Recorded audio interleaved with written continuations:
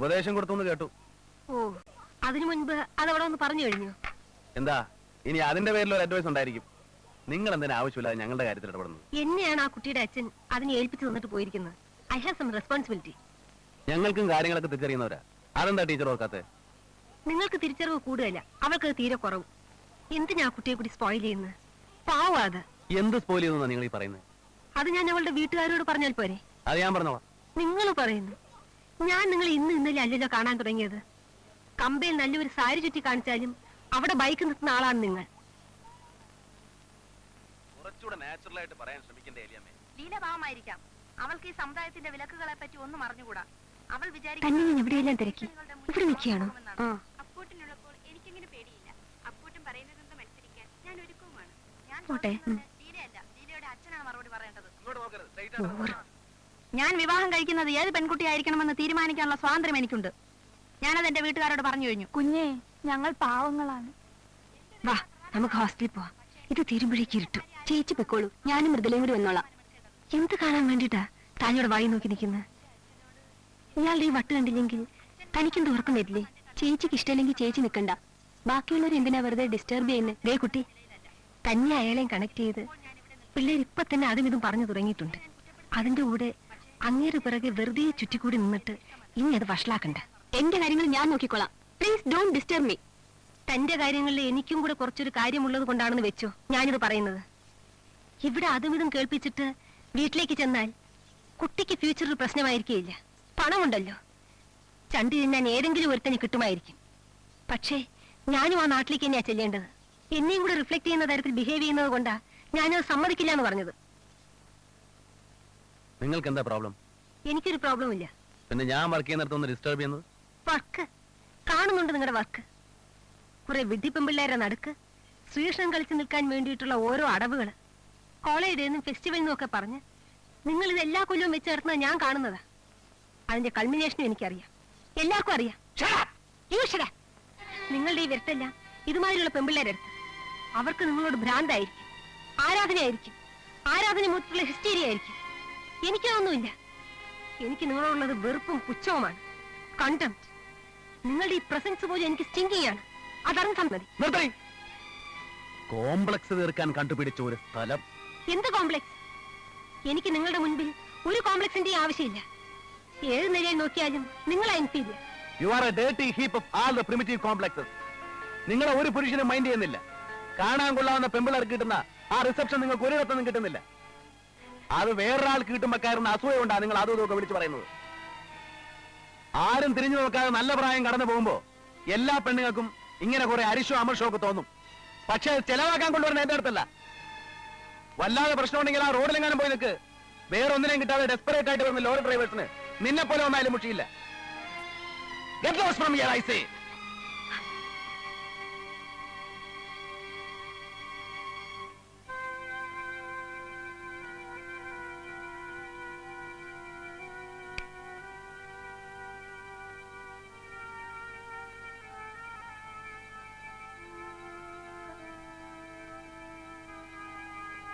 വല്ലാതെ പ്രശ്നമുണ്ടെങ്കിൽ ആ റോഡിലെങ്ങാനും പോയി നിൽക്ക്.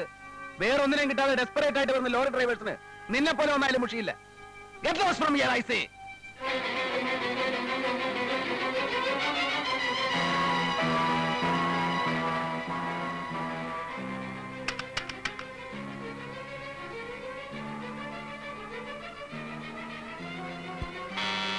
Yes, come in.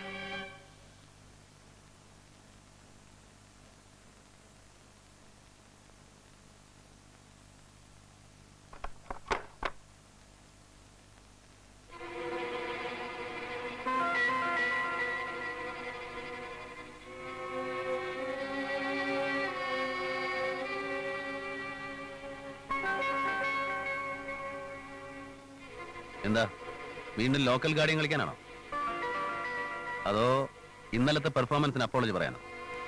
അപ്പോളജി നിങ്ങളോട്? നല്ല പെഡിഗ്രി ആയിരിക്കണം. പച്ച മലയാളത്തിൽ പറഞ്ഞാൽ നല്ല തന്തക്കും തള്ളക്കും ജനിക്കണം.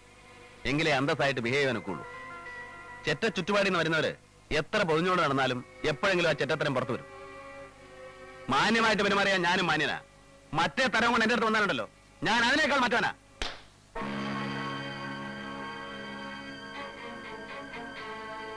ചെറ്റകൾ ഇവിടെ വന്നാലുടൻ നേരെ നിങ്ങളുടെ ബെഡിലേക്ക് ഓടുന്ന അവളുമാരാ.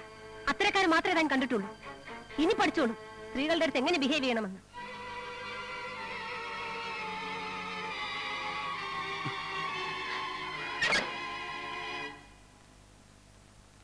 അങ്ങനെ നീ മിടുക്കിയായിട്ട് പോയാല് അത് ശരിയാകില്ല.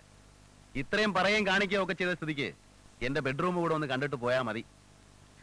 നിന്നോട് എനിക്ക് ഒരു താല്പര്യവുമില്ല. ഒരു മരക്കഷണത്തോട് തോന്നുന്ന വികാരം പോലും നിന്റെ ശരീരത്തോട് എനിക്ക് തോന്നുന്നില്ല.